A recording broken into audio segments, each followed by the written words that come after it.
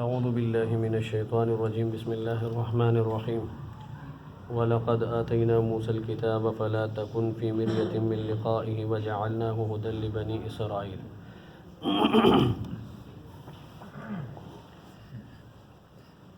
گزشتہ درس کے اندر ایمان والے اور غیر ایمان والے کا انجام ذکر ہوا تھا، اور اللہ تبارک و تعالی نے یہ بھی فرمایا تھا کہ ایمان والا اور فاسق یعنی کافر برابر نہیں ہو سکتے۔ ایمان والا جو ایمان لایا اور اس نے نیک اعمال کیے، اس کے لیے جو ہے رہنے کے قابل رہائشی باغات ہوں گے اور ان کی مہمان نوازی کی جائے گی ان کے اعمال کے بدلے۔ اور فرمایا کہ جو فاسق لوگ ہیں ان کا ٹھکانہ جہنم ہے، جب کبھی جہنم سے نکلنے کی کوشش کریں گے دوبارہ ان کو اس میں لٹا دیا جائے گا اور کہا جائے گا کہ چکھو عذاب جس کو تم دنیا میں جھٹلاتے تھے، تکذیب کرتے تھے۔ اور فرمایا کہ آخرت کے عذاب سے پہلے اللہ تبارک و تعالی دنیا میں بھی ان کو عذاب چکھائے گا، اور آخرت کا عذاب تو بڑا عذاب ہے، اور دنیا کا عذاب اس لیے چکھاتے ہیں اللہ تاکہ یہ لوگ لوٹ کر آ جائیں اللہ کی طرف۔ فرمایا اس سے بڑا ظالم کون ہوگا جس کو اللہ کی آیات کے ساتھ نصیحت کی جائے اور وہ ان سے اعراض کریں۔ فرمایا کہ ہم مجرموں سے انتقام لینے والے ہیں۔ اب آج کا جو درس ہے یہ حضرت موسیٰ علیہ السلام کے متعلق ہے، اور حضور صلی اللہ علیہ وسلم اور آپ کے صحابہ کرام کو تسلی دینا مقصود ہے۔ حضور صلی اللہ علیہ وسلم اور حضرت موسیٰ علیہ السلام میں بہت ساری باتوں میں مطابقت پائی جاتی ہے۔ جس طرح موسیٰ علیہ السلام کا پالا ایک ظالم شخص سے پڑا تھا جس کو فرعون کہا جاتا ہے، حضور صلی اللہ علیہ وسلم کے بھی سامنے ابو جہل جیسا فرعون موجود تھا۔ خود حضور نے فرمایا کہ میری امت کا فرعون ہے یہ، ابو جہل کو فرمایا، ٹھیک ہے نا جی۔ تو موسیٰ علیہ السلام کے جس طرح تکالیف دی گئیں، ہجرت پر مجبور کیا گیا، موسیٰ علیہ السلام جو ہے بنی اسرائیل چھوڑ کر وہاں سے پھر جو ہے ملک شام مدین چلے گئے حضرت شعیب علیہ السلام کے پاس، تو حضور علیہ السلام کو بھی مکہ چھوڑنا پڑا اور مکہ سے مدینہ گئے۔ اور یہ ساری تکلیفیں یعنی جو موسیٰ علیہ السلام کو ہوئی ہیں، حضور علیہ السلام کے ساتھ بھی یہ معاملہ پیش آیا۔ اب اللہ تبارک و تعالیٰ فرماتے ہیں کہ آپ صبر کے ساتھ، استقامت کے ساتھ اپنا مشن جاری رکھیں۔ جس طرح تکالیف موسیٰ علیہ السلام کو آئی، آپ کو بھی آئیں گی، آپ نے بھی صبر سے کام لینا ہے اور اپنے مشن کو جاری رکھنا ہے۔ انجام کار آپ کا ہوگا، اللہ تعالیٰ آپ کے ہی مشن کو کامیاب کریں گے، آپ کا لایا ہوا دین پوری دنیا میں اللہ پھیلائیں گے، یہ اللہ کا وعدہ ہے۔ جب حضور صلی اللہ تعالیٰ علیہ وسلم کے اوپر تکالیف اس حد تک آئیں، آپ نے سنا ہوگا علماء سے، مبلغین حضرات سے، حضور علیہ السلام مسجد میں نماز پڑھ رہے تھے، بڑے بڑے کفار دیکھ رہے تھے۔ جب حضور علیہ السلام سجدے میں گئے تو ان میں سے ایک بدبخت نے جو ہے اونٹ کی گندی اوجڑی لائی اور آپ علیہ السلام کے اوپر ڈال دی۔ حضور علیہ السلام نیچے دب کر رہ گئے۔ حضرت فاطمہ رضی اللہ تعالی عنہا آئی، انہوں نے اٹھایا اور اوپر سے اوجڑی کو ہٹایا، تو حضرت فاطمہ رو رہی تھی، تو اللہ کے نبی نے اپنی بیٹی کو تسلی دی، کہا بیٹی نہیں رو، تیرے ابا کا لایا ہوا دین اللہ تبارک و تعالی ہر کچے اور پکے گھر میں داخل کر کے رہے گا، مشن پورا، ٹھیک ہے نا جی۔ اور الحمدللہ ہوا۔ آج دنیا میں ہماری بدعمالیاں صحیح، لیکن الحمدللہ پوری دنیا کے اندر اس وقت عیسائیت تو ایک مذہب، یعنی کہ آج کل کا عیسائیت مذہب جو وہ ختم ہو چکا ہے۔ عیسائیت نام کی کوئی چیز نہیں ہے۔ یہ جو عیسائی کہلاتے ہیں اپنے آپ کو ملحد ہیں، یہ دین بیزار لوگ ہیں، ان کو کوئی دین پسند ہی نہیں ہے، وہ تو آزاد رہنا چاہتے ہیں، وہ کسی دین کے تحت اپنی زندگی نہیں گزارنا چاہتے، تو صرف نام لیبل لگائے ہوئے عیسائیت کا، باقی وہ کسی چیز کے پابند نہیں ہیں۔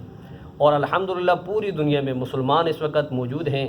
مسلمان اگرچہ لیبل مسلمان کا ہے، ٹھیک ہے نا جی، اس کی نام پر لیبل مسلمان کا ہے، لیکن بعض چیزیں ایسی ہیں کہ فاسق، فاجر، شرابی، کبابی مسلمان بھی ہوگا نا، وہ اس کے بارے میں کمپرومائز نہیں کرتا۔ مثلا حضور صلی اللہ علیہ وسلم کی ذات بابرکات، اس کے سامنے کوئی گستاخی کرے وہ برداشت نہیں کرے گا، یہ اس کے ایمان کی علامت ہے، ٹھیک ہے نا جی۔ تو عیسائیوں کے سامنے آپ دیکھیں، عیسائی تو پتہ ہی نہیں ان کو کہ عیسیٰ علیہ السلام کون تھے، عیسیٰ علیہ السلام کہاں پیدا ہوئے، ٹھیک ہے نا، عیسیٰ علیہ السلام کون سا کھانا کھاتے تھے، بستر کون سا استعمال کرتے تھے، چلتے کیسے تھے، ان کے پاس تو کچھ ہے نہیں۔ اور الحمدللہ مسلمانوں کے پاس یہ چیز ہے، اور اللہ تبارک و تعالیٰ نے اپنے پیارے نبی صلی اللہ علیہ وسلم کا دین پوری دنیا کے اندر پھیلایا ہے۔ اور آج بھی الحمدللہ پوری دنیا میں جو ہے لوگ، ایک شخص نے جو ہے یورپین تھا، اس نے غالباً کتاب لکھی ہے ٹھیک ہے نا، 100 آدمیوں کے متعلق، جو یعنی کہ دنیا کی مشہور و معروف 100 ٹاپ کی شخصیات تھی، تو وہ حضور علیہ الصلوۃ والسلام کا انتہائی یعنی کہ مخالف تھا۔ اس شخص نے کمال یہ کیا ہے کہ اس نے سب سے ٹاپ پہ نبی کریم علیہ الصلوۃ والسلام کی ذات ہی کو رکھا ہے۔ تو کسی نے اس سے سوال کیا، یار تو عجیب آدمی ہے، تو ان کی اتنی سخت مخالفت بھی کرتا ہے اور سب سے نمبر 1 آپ نے رکھا بھی اسی کو ہے، یہ کیا وجہ ہے؟ اس نے کہا کہ بھائی محمد جو ہے نا صلی اللہ علیہ وسلم، وہ ایک ایسی شخصیت ہے جس کی شخصیت کا مقابلہ دنیا میں کوئی شخصیت نہیں کر سکتی۔ اس نے جہاں پر معیشت کا کام کیا ہے وہاں پر اس نے جو ہے اسلامی عقائد کی حفاظت بھی کی ہے، لوگوں کو جو ہے اعمال بھی سکھائے ہیں اور حکمرانی بھی کی ہے، میدان جنگ میں بھی نظر آتے ہیں کمانڈر کے طور پر، اور وہ بالکل یعنی کہ عام آدمی کی طرح ایک ایسے بستر پر جس کے نشان جسم پہ پڑ جائیں، ٹاٹ کے بستر پر بھی ہمیں نظر آتا ہے، ٹھیک ہے، وہ جو ہے بادشاہ بھی نظر آتا ہے، اور دوسری طرف اس کے گھر میں 3 دن تک چولہا بھی نہیں جلتا۔ تو ایسی ہما جیت شخصیت مجھے دنیا میں اور کوئی نظر نہیں آئی، اس لیے میں نے مخالفت کے باوجود ان کا نام ٹاپ پہ رکھا۔ تو حضور علیہ الصلوۃ والسلام کو اللہ نے بڑی عزت عطا فرمائی، اللہ نے اپنے نبی کے دین کو پوری دنیا میں پھیلایا۔ تو بہرحال فرمایا کہ وَلَقَدْ آتَيْنَا، بے شک ہم نے دی موسیٰ علیہ السلام کو کتاب تورات، موسیٰ الکتابہ، موسیٰ علیہ السلام کو کتاب دی تورات۔ اب یہ تورات بنی اسرائیل جب فرعون سے نجات پا کر وادی سینا کے اندر موجود تھے، تو انہوں نے موسیٰ علیہ السلام سے درخواست کی کہ اللہ کے نبی، اب ہم جو ہے غلامی کی زندگی سے نکل چکے ہیں، اب ہم چاہتے ہیں کہ ہمارے لیے آسمانی قانون ہو، اس کے تحت تاکہ ہم زندگی گزاریں، اور وہی کا قانون موجود ہو، اس کے مطابق ہم زندگی گزاریں۔ تو موسیٰ علیہ السلام نے پھر اللہ تبارک و تعالیٰ کی بارگاہ میں درخواست کی، تو اللہ تبارک و تعالیٰ نے موسیٰ علیہ السلام کو تورات دی، تختیوں پر لکھی ہوئی دی، ٹھیک ہے نا جی۔ اور تورات جو ہے یہ سابقہ کتابوں میں سب سے افضل ترین کتاب ہے، باقی ساری کتابیں جو ہیں اس کی یعنی کہ نچوڑ اسی کا تتمہ ہے، لیکن قرآن کریم سب کتابوں سے افضل ہے۔ کتابوں میں جو افضل ہے اسے قرآن کہتے ہیں، جسے اس نے اتارا ہے اس کو رحمان کہتے ہیں، سجا لے جو اس کے 30 پاروں کو سینے میں اپنے زمانے بھر میں اس کو حافظ قرآن کہتے ہیں۔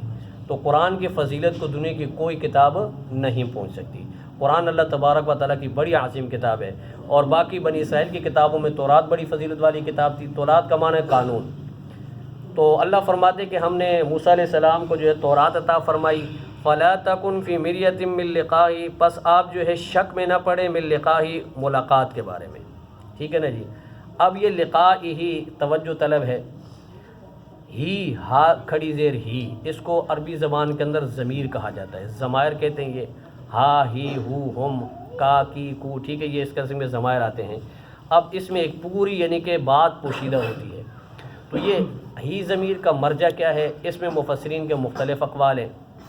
ایک قول یہ ہے کہ مِن لِقَائِهِ، آپ موسیٰ علیہ السلام کی ملاقات کے بارے میں شک میں نہ رہیں، تردد میں نہ رہیں۔ علماء فرماتے ہیں اس سے مراد موسیٰ علیہ السلام سے جو اللہ کے نبی کی ملاقات ہوئی، 3 ملاقاتیں اللہ کے نبی صلی اللہ علیہ وسلم کی موسیٰ علیہ السلام سے ہوئی۔ پہلی ملاقات حضور علیہ السلام جب معراج پر جا رہے تھے، آپ علیہ السلام کے ایک وادی پر گزر ہوا جس میں حضرت موسیٰ علیہ السلام کی قبر مبارک ہے۔ حضور صلی اللہ علیہ وسلم نے فرمایا رأیت موسیٰ قائما یصلی فی قبرہ، کہ میں نے موسیٰ علیہ السلام کو دیکھا کہ وہ اپنی قبر میں کھڑے ہو کر نماز پڑھ رہے تھے۔ یہ پہلی ملاقات۔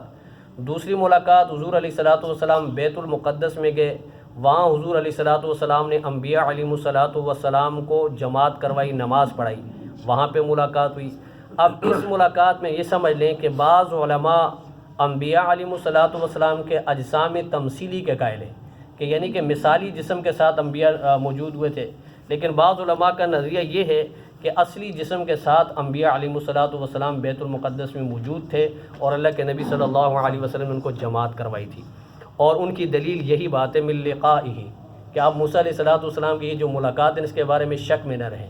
اللہ تبارک و تعالیٰ نے حضور علیہ السلام کو بھی جسم مثالی کے ساتھ نہیں بلکہ جسم حقیقی کے ساتھ، روح مع الجسد کے ساتھ معراج کروائی، اور وہاں پہ موسیٰ علیہ السلام کے ساتھ ملاقات ہوئی بیت المقدس میں بھی۔ پھر چھٹے آسمان پر موسیٰ علیہ السلام کی ملاقات حضور علیہ السلام سے ہوئی۔ اور جب اللہ تبارک و تعالیٰ نے نمازوں کا تحفہ دیا تو آپ نے یہ سنا ہوگا، موسیٰ علیہ السلام سے ملاقات ہوئی، موسیٰ علیہ السلام نے پوچھا کتنی نمازیں ملی، کہا جی 50، کہا جائیے کم کر کے آئیں۔ تو اس طرح حضور علیہ السلام اللہ کی بارگاہ میں درخواست لے کر جاتے رہے، یہاں تک کہ 50 سے 5 نمازیں رہ گئی، ٹھیک ہے نا جی۔ موسیٰ علیہ السلام نے پھر بھی کہا کہ جی جا کے ان کو بھی کم کروائیں، آپ کی امت یہ بھی نہیں پڑھ سکے گی۔ اللہ کے نبی نے فرمایا نہیں، اب مجھے حیا آتی ہے، میں اللہ کے پاس نہیں جا، میری امت پڑھ لے گی۔ تو بہرحال 50 سے جو 5 نمازیں کروائی یہ موسیٰ علیہ السلام کی درخواست پر، تو وہاں بھی موسیٰ علیہ السلام سے ملاقات ہوئی۔ تو یہ حقیقی یعنی کہ جسم کے ساتھ ملاقاتیں ہیں۔ اب اللہ تبارک و تعالیٰ ان اللہ علی کل شیء قدیر، اللہ تبارک و تعالیٰ قدرت رکھتے اس بات کی۔ موسیٰ علیہ السلام کی قبر مبارک کہاں تھی، وہاں سے بیت المقدس کیسے پہنچایا، بیت المقدس سے چھٹے آسمان پہ کیسے پہنچایا، ان اللہ علی کل شیء قدیر۔ جیسے میں نے پہلے عرض بھی واقعہ بھی سے ذکر کیا تھا کہ سلیمان علیہ السلام کے پاس جب اسرائیل علیہ السلام آئے نا، اس نے دیکھا ایک شخص بیٹھا ہوا ہے، تو وہ بڑے حیران، یوں انہوں نے دیکھا گھور کے اس شخص کو کہ بھائی اس کی روح تو مجھے ہندوستان میں قبض کرنی تھی، یہ یہاں کیا کر رہا ہے۔ تو بہرحال اپنے مشن کے لیے حضرت اسرائیل علیہ السلام وہاں سے روانہ ہوئے، اس شخص کی روح قبض کرنے کے لیے روانہ واللہ کا حکم تھا۔ اب اسرائیل علیہ السلام وہاں اس مقام پر پہنچے جہاں اس کی روح قبض کرنے کا حکم تھا، اس شخص کو وہیں پایا، ٹھیک ہے نا جی۔ اب بڑے حیران اسرائیل بھی کہ بھائی یہ تو وہاں بیٹھا ہوا تھا، یہاں اتنا جلدی کیسے پہنچ گیا۔ تو ان اللہ علی کل شیء قدیر، جو کام میری اور آپ کی سمجھ میں نہ آئے اللہ پاک وہی کرتے ہیں، ٹھیک ہے نا، اس کو کہتے ہیں قادر۔ اللہ تبارک و تعالیٰ کو پوری طاقت حاصل ہے، پوری قدرت حاصل ہے، جو اللہ تبارک و تعالیٰ چاہتے ہیں وہ کرتے ہیں۔ تو بہرحال موسیٰ علیہ السلام کی ملاقات۔ دوسری توجیہ یہ علماء فرماتے ہیں کہ من لقائہ، اس ہی ضمیر کا مرجع جو ہے کتاب ہے، یعنی آپ موسیٰ علیہ السلام کو ملنے والی کتاب تورات کے بارے میں شک میں نہ رہیں، اللہ تبارک و تعالیٰ تورات ضرور موسیٰ علیہ السلام کو دیں گے، ٹھیک ہے جی۔ تیسری توجیہ فرماتے ہیں کہ من لقائہ، اس ہی ضمیر کا مرجع جو ہے کتاب ہی ہے، لیکن ترجمہ یہ ہوگا کہ آپ جس طرح موسیٰ علیہ السلام کو اللہ نے کتاب دی، اسی طرح اللہ تبارک و تعالیٰ آپ کو بھی کتاب دے گا، آپ اس کے بارے میں شک میں نہ رہیں۔ اللہ تبارک و تعالیٰ آپ کو ضرور کتاب دے گا قرآن عظیم الشان کی صورت میں۔ وَجَعَلْنَاهُ، اور اللہ فرماتے ہیں کہ ہم نے بنایا بنی اسرائیل کے لیے اس کتاب کو ہدن، ہدایت کا ذریعہ، بنی اسرائیل کے لیے۔ وَجَعَلْنَا، اور بنایا ہم نے منہم، ان میں سے، ائمہ امام، یہدون بامرنا، جو رہنمائی کرتے تھے ہمارے حکم سے، لما صبروا، جب ان لوگوں نے صبر کیا۔ بڑی قیمتی آیت ہے۔ وَكَانُوا بِآيَاتِنَا يُوقِنُونَ، اور وہ ہماری آیتوں پر یقین رکھنے والے تھے۔ بنی اسرائیل کی ایک لائف ہے، ایک زندگی ہے، ایک تاریخ ہے، آپ جانتے ہیں۔ غلامی کے اندر انہوں نے فرعون کے ہاں کتنی زندگی گزاری، کیا حالات ان پہ بیتے۔ یذبحون ابناءہم ویستحیون نساءہم، ان کے بچوں کو ذبح کر دیا جاتا، ان کی بچیوں کو زندہ چھوڑا جاتا۔ غلامی کی زندگی گزار رہے تھے، ان کی اپنی کوئی پہچان نہیں تھی، ان کی اپنی کوئی مرضی نہیں تھی، ان کے اوپر فرعون جیسا جابر شخص جو مسلط تھا، یہاں تک کہ ان کی سوچوں کے اوپر بھی جو کنٹرول کیا ہوا تھا، وہ سوچ بھی نہیں سکتے تھے، وہ تصورات کے، وہ تخیلات کے مالک بھی نہیں تھے، ان کو سوچنے کی بھی اجازت نہیں تھی، اتنی غلامی کی زندگی تھی ان کی، جکڑا ہوا تھا ان کو، اور اتنی تکلیف ان کی کہ موسیٰ علیہ السلام کو اللہ تبارک و تعالیٰ نے 2 چیزوں کے لیے پھر اللہ نے مبعوث فرمایا، بلکہ 3 مشن تھے موسیٰ علیہ السلام کے۔ ایک مشن یہ تھا کہ آپ فرعون کو جا کر دعوت دیں، دوسرا مشن موسیٰ علیہ السلام کا یہ تھا کہ بنی اسرائیل کو فرعون کے ہاتھ سے آزاد کروائیں، تیسرا مشن بنی اسرائیل کی رہنمائی تھا، ٹھیک ہے نا جی۔ تو موسیٰ علیہ السلام فرعون کے دربار میں گئے تو سب سے پہلے موسیٰ علیہ السلام نے دعوت دی، اور اس کے بعد یہی بات رکھی کہ جی آپ بنی اسرائیل کو میرے ساتھ جانے دیں۔ تو بہرحال وہ کتے کی دم ٹیڑھی کی ٹیڑھی ہوتی ہے، اس نے کہاں ماننا تھا فرعون نے، اور وہ موسیٰ علیہ السلام کے مقابلے میں جب اترا تو اللہ تعالیٰ نے بیر قلزم کی اس کو نظر کر دیا، اور بنی اسرائیل کو اللہ پاک نے نجات دی، بنی اسرائیل وہاں سے پار ہو گئے۔ پھر اللہ تعالیٰ نے ان کو کتاب دی اور انہوں نے اس کتاب پر عمل کیا۔ اللہ تبارک و تعالیٰ نے ان کے اندر بہت بڑے بڑے امام پیدا کیے جو ہدایت والے تھے، رہنمائی کرنے والے اللہ کے حکم کے ساتھ۔ لما صبروا، جب صبر کیا۔ علماء فرماتے ہیں کہ یہاں امام، ٹھیک ہے نا جی، امام سے معنی پیشوا، مقتدا۔ امام کا لفظ فقہاء کرام کے لیے بھی استعمال ہوتا ہے، امام کا لفظ حاکم وقت کے لیے بھی استعمال ہوتا ہے، ٹھیک ہے نا جی، کہ اللہ تبارک و تعالیٰ آپ کو حاکمیت تب دے گا جب آپ کے اندر لما صبروا، صبر ہوگا۔ صبر یعنی امامت کے لیے کیا ہے، جزء لازمی ہے، شرائط میں سے ہے۔ اب اگر صبر نہیں ہے تو آپ کو امامت بھی نہیں ملے گی، آپ منصب امامت کے لائق بھی نہیں ہیں۔ صحابہ کرام کو دیکھیے، صحابہ کرام نے کتنی تکلیفیں اٹھائی ہیں، اللہ پاک نے ان کو پھر امامت عطا فرمائی، ٹھیک ہے نہیں، خلافت نصیب فرمائی اللہ نے۔ آج مسلمان جو اس وقت جو ہے ذلیل ہو رہے ہیں، خوار ہو رہے ہیں، مسلمانوں کے اندر صبر نہیں ہے۔ صبر کا عام فہم مفہوم یہی ہے، کوئی آپ کو تھپڑ مارے آپ آگے سے تھپڑ نہ مارو، یہ صبر ہے، ہم یہی سمجھتے ہیں، ٹھیک ہے۔ کوئی گالی دے آپ گالی نہ دو، یہ صبر ہے، ٹھیک ہے۔ گاڑی تیز جا رہی ہے، ٹھیک ہے نا جی، آگے سے گاڑی یوں نکل رہی ہے تو آپ تھوڑی دیر رک جاؤ جی، صبر کر جاؤ، ان گاڑیوں کو جانے دو، ٹھیک ہے۔ قطار میں لگے ہوئے دکم دکی ہے اور وہاں پہ جو ہے آپ جو باقی لوگوں کو آگے نکل جانے دو، تھوڑا صبر کر لو، رک جاؤ۔ عام فام یعنی کہ عوام الناس کے اندر یہی چیز مشہور ہے، لیکن اس صبر کا یہ ہرگز مفہوم نہیں ہے۔ صبر کا مطلب بڑا عظیم الشان ہے۔ توحید، نماز، روزہ، تعظیم شاعر اللہ کی طرح صبر بھی ملت ابراہیمی کا بڑا اہم اصول ہے۔ قرآن میں اللہ فرماتے ہیں انما یوفی الصابرون اجرہم بغیر حساب۔ اتنا بڑا اللہ تبارک و تعالیٰ کی طرف سے اعلان ہے کہ جو صبر کرے گا اللہ تبارک و تعالیٰ اس کو بہت بغیر حساب کے اجر عطا فرمائیں گے، جس کا کوئی حساب نہیں۔ کہنے والا رب، دینے والا اللہ، اور اللہ کہے کہ جی اتنا حساب دوں گا، اتنا اجر دوں گا جس کا کوئی حساب نہیں، بندہ اس کا حساب نہیں کر سکتا، کتاب نہیں کر سکتا، تو اللہ تعالیٰ اتنا بڑا اس کو اجر عطا فرمائیں گے۔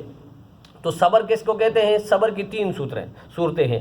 الصبر عن الطاعہ، علی الطاعہ، الصبر علی الطاعہ، اطاعت کے اوپر صبر کرنا، نماز پڑھ رہا ہے صبر کرنا، ڈٹ جانا، جمے رہنا، پابندی کے ساتھ پڑھنا، اوقات کی پابندی کرتے ہوئے نماز کے جو ہے قواعد اور ضوابط کی رعایت کرتے ہوئے نماز کو پڑھنا، یہ صبر علی الطاعہ ہے۔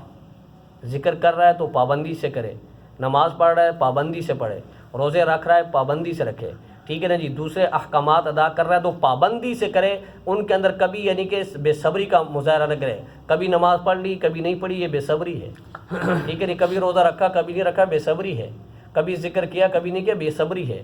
الصبر علی الطاعہ، اطاعت کے اوپر صبر کرنا۔ دوسری صورت الصبر عن المعاصیت، گناہوں سے اپنے آپ کو بچانا، یہ بہت بڑا صبر، یہ سب سے بڑا صبر یہ ہے۔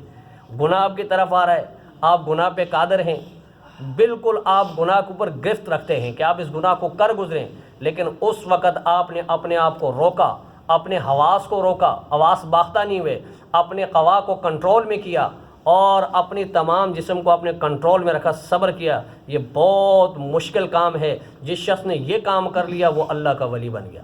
الصبر عن المعاصیت، ٹھیک ہے نا جی، معصیت سے صبر کرنا یہ سب سے بڑی بات ہے۔ اور فرمایا تیسری صورت یہ ہے الصبر عن الطاعہ، الصبر عن المعصیت، اور تیسری صورت ابھی ذہن میں نہیں آ رہی ہے، کل انشاءاللہ آئے گی بتا دوں گا۔ صبر پہ صبر نہیں، بہرحال تیسری صورت ذہن میں نہیں ہے، اللہ پاک ذہن میں ڈال دے ابھی درس کے دوران تو انشاءاللہ بتا دیں گے، ٹھیک ہے نا جی۔ پہلی صورت الصبر علی الطاعہ، اطاعت پر صبر، دوسری صبر الصبر عن المعصیت، معصیت کے اوپر صبر، ٹھیک ہے نا جی۔ اور تیسری صورت ابھی ذہن میں نہیں آ رہی، بھی تھی تھوڑی دیر پہلے تھی لیکن اللہ نے نکال دی، ٹھیک ہے نا جی، اللہ تبارک و تعالیٰ ٹھیک ہے نا بہتر جانتے ہیں، ابھی ذہن میں تھی میرے، یہ تینوں صورتیں تھیں لیکن ابھی ذہن میں نہیں ہے، کل انشاءاللہ آئے گی، کسی وقت ذہن میں آئے گی تو آپ پوچھ لیجئے گا، صبر کی تیسری صورت وہ انشاءاللہ بتا دیں گے۔ تو جس نے یہ صورتیں اختیار کی تو وہ امام بننے کے لائق ہے، اس کے اندر امام بننے کی صلاحیت موجود ہے۔ اب اگر جس کے اندر یہ چیزیں نہیں ہیں تو وہ امام بننے کا، حاکم بننے کا اور مسلمانوں کا مقتدی بننے کا، پیشوا بننے کا قطعاً حقدار نہیں ہے۔ اب اسی آیت کو اٹھائیے اور آج جو مسلمانوں کے اس وقت حالات ہیں اس کے اوپر لے کر آئیے، اس آیت کے آئینے کی روشنی میں آج کے اپنے حالات کو دیکھیے، کیا اس وقت پوری دنیا میں کہیں بھی مسلمانوں کا کوئی ایسا حاکم موجود ہے جس کے اندر یہ چیز پائی جاتی ہو، جو ہمارا مقتدی بننے کے اہل ہو، جو ہمارا پیشوا بننے کا اہل ہو، جو ہمارا امام بننے کا اہل ہو؟ کہیں بھی نہیں نظر آئے گی۔ ہمارے حکمران عیاش پرست ہیں، ہمارے حکمرانوں کو کوئی پتہ نہیں کہ سردی کس کو کہتے ہیں، ہمارے حکمرانوں کو نہیں پتہ گرمی کیا چیز ہے، ہمارے حکمرانوں کو نہیں پتہ بھوک کس چڑیا کا نام ہے، ہمارے حکمرانوں کو نہیں پتہ پیاس کس کو کہتے ہیں، ٹھیک ہے نا جی۔ وجہ یہ ہے کہ عیاشانہ زندگی ان کی، تعیش پرستی میں زندگی گزری، کبھی انہوں نے سردی نہیں دیکھی، کبھی انہوں نے گرمی نہیں دیکھی، گرمی آئی تو اے سی میں چلے گئے، سردی آئے تو بند کمرے، ان کے بہترین عالیشان محل اور ویلیاں بنی ہوئی ہیں اس میں، ٹھیک ہے نا جی۔ اب ان کو نہیں پتہ کہ تھکاوٹ کس کو کہتے ہیں، راستے میں چلتے ہوئے کیا تکلیفیں ہوتی ہیں، چونکہ لمبی لمبی کاروں میں گھوم رہے ہیں، انہیں پتہ ہی نہیں ہے، اب ایک کار سے اترے دوسری کار میں بیٹھ گئے، ٹھیک ہے نا جی، تو ان کو ان چیزوں کا پتہ ہی نہیں۔ اب جب ان کو پتہ ہی نہیں تو وہ حاکم وقت، مسلمانوں کا حاکم بننے کا اہل ہی نہیں۔ صحابہ کرام کی زندگی کو اٹھائیے، حضرت فاروق اعظم کی زندگی کو اٹھائیے، جب تک وہ عام یعنی ایک حاکم وقت جو ہے نا مسلمانوں کو جو حکمران ہے وہ عام آدمی کی طرح کھانا نہیں کھائے گا، عام آدمی کی طرح پینا اس کا نہیں ہوگا، عام آدمی کی طرح اس کا سونا نہ ہو، تو وہ مسلمانوں کا حاکم بننے کا اہل نہیں ہے۔ فاروق اعظم رضی اللہ تعالیٰ عنہ کے دربار میں ذرا چلے جائیے، آپ جا کر پوچھیے کہ حضرت عمر بتاؤ جی بھوک کس کو کہتے ہیں، بتائیں گے آپ کو، پیاس کس کو کہتے ہیں، بتائیں گے آپ کو، ٹھیک ہے نا جی۔ جھونپڑیوں میں رہنے والوں کو کیا تکلیفیں ہوتی، کیا مشقت، حضرت عمر آپ کو بتائیں گے، اس لیے کہ راتوں کو گلیوں میں چکر لگانے والے لوگ تھے، بھوکے پیاسے رہنے والے لوگ تھے، خود نہیں کھاتے تھے، دوسروں کو کھلاتے تھے۔ یہ حضرت عمر کا ہی قول ہے نا کہ دجلہ اور فرات کے کنارے بھوک سے کتا مرے، کل قیامت میں عمر سے پوچھا جائے گا کہ عمر تیری حکمرانی تھی، اس میں کتا بھوکا کیوں مرا ہے؟ ہمارے حکمرانوں کا تو حال یہ ہے کہ نادار میرے شیر کا فاقوں سے مر گیا، راشن جو آ رہا تھا وہ امیر کے گھر گیا، مزاروں پہ چادریں چڑھتی رہیں بے شمار، بار جو ایک فقیر تھا بیچارہ سردی سے مر گیا، روٹی امیر شیر کے کتوں نے چھین لی، فاقہ غریب شیر کے بچوں میں بٹ گیا، چہرہ بتا رہا تھا کہ مارا ہے بھوک نے، حاکم نے کہہ دیا کہ کچھ کھا کے مر گیا۔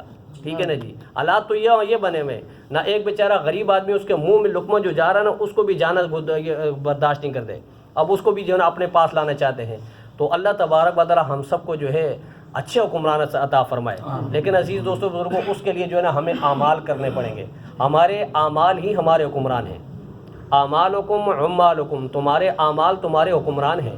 ہم اعمال برے کریں، حکمران عبدالعزیز جیسا طلب کریں رحمۃ اللہ علیہ، ہم اعمال جو ہے اللہ اور اس کے رسول کے باتوں کے خلاف، حکموں کے خلاف کریں اور ہم کہیں کہ اللہ حضرت عمر کو بھیج دینا ہمارے اوپر حکمرانی کے لیے، ایسا نہیں ہوگا۔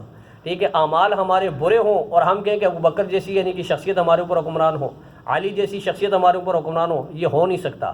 اعمال درست کیجیے، اللہ تبارک و تعالیٰ فیصلہ خود اوپر سے نازل کریں گے اور حکمران ہمارے سچے ہوں گے، لیکن اس کے لیے یہ چیز انتہائی ضروری ہے، لما صبروا، صبر۔ وَكَانُوا بِآيَاتِنَا يُوقِنُونَ، فرمایا کہ یہ ان کو امامتی اس لیے ملی، انہوں نے صبر کیا اور وہ ہماری آیتوں پر یقین رکھنے والے لوگ تھے، آیتوں کے بارے میں تذبذب کا شکار نہ ہو۔ اللہ کے احکامات، اللہ کی کتابیں، اللہ کا جو بھیجا ہوا دین ہے وہ سچا ہے، اور فرمایا کہ میرے محبوب ان ربک ہوا یفصل بینہم، آپ اپنا مشن جاری رکھیے اور بے شک آپ کا رب ہوا وہ ہے یفصل بینہم، جو ان کے درمیان فیصلہ کرے گا۔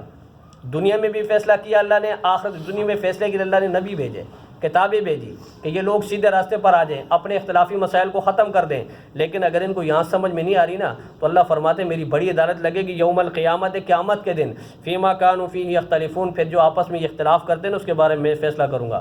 پھر اللہ کا فیصلہ بڑا سخت ہوتا ہے، اللہ تبارک و تعالیٰ کے ہاں پھر نا رتی برابر بھی جو ہے نا ادھر ادھر بات نہیں ہوتی۔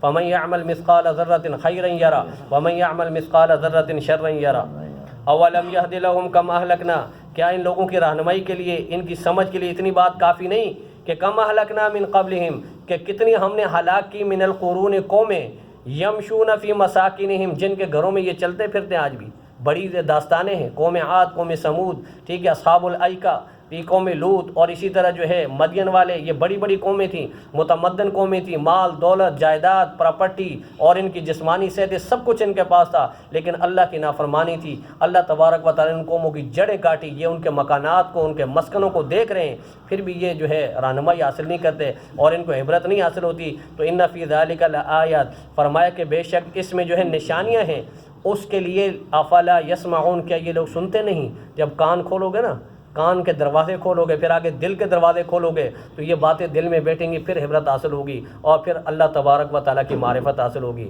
اگر ایسے ہی اس کو قصے کہانیاں اور اس کو جو ہے صرف سیلفی کے لیے استعمال کیا، وہاں گئے اور تفریح کی اور وہاں پہ مزے اڑائے، واپس آ گئے، کوئی عبرت نہیں حاصل کی، تو کوئی فائدہ نہیں ان کھنڈرات کو دیکھنے کا، کوئی فائدہ نہیں ان تباہ ہوئی قوموں کے حالات کو دیکھنے کا، کوئی فائدہ نہیں ان کے مسکنوں کو دیکھنے کا۔ جب آپ کے اندر عبرت ہوگی تو آپ جا کر دیکھیں گے تو آپ کو اللہ یاد آ جائے گا کہ واقعی میرے اللہ تیری قدرت بڑی ہے، تیری طاقت بڑی ہے۔ یہ قومیں جو اپنی طاقتوں پر غرور کرتی تھی آج مٹی میں ملی ہوئی ہیں۔ اللہ تبارک و تعالیٰ مجھے اور آپ کو عمل کرنے کی توفیق عطا فرمائے اور اللہ تبارک و تعالیٰ ہم سب کو جو ہے قرآن کریم پر عمل کرنے والا بنائے۔